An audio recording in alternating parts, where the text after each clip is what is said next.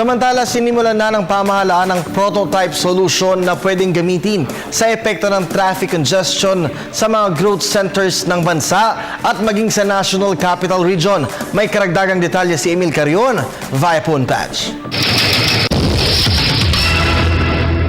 Pagharap sa mga bagong hamon ng pagunlad ay di maiiwasan ng traffic congestion o madalas na tawag natin ay traffic.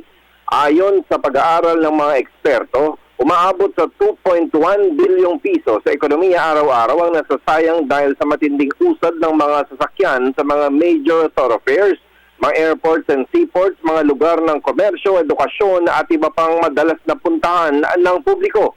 Kaya naman ang pamahalaang Aquino sa pangunguna ng DOST o ang Department of Science and Technology ay sinimulan ng iba't ibang mga konsepto para masolusyonan ang traffic. Kabilang na dito ang prototype hybrid bus na animoy dugtong-dugtong na bus na may gulong para sa kalsada. Setyembre nitong nakaraang taon ay sinimulan ang prototype hybrid bus ng DOST para makita ang epekto nito. Pangunahing target na masolusyonan ng mga key cities at regional growth centers na madalas na nakakaranas ng traffic. Unang nararanasan ito sa Metro Manila o National Capital Region. Sa bawat problema ay may solusyon. Magsisimula ito kung susubukan ng mga nakahaing panukala. Para sa Telebisyon ng Bayan, ako si Emil Carion.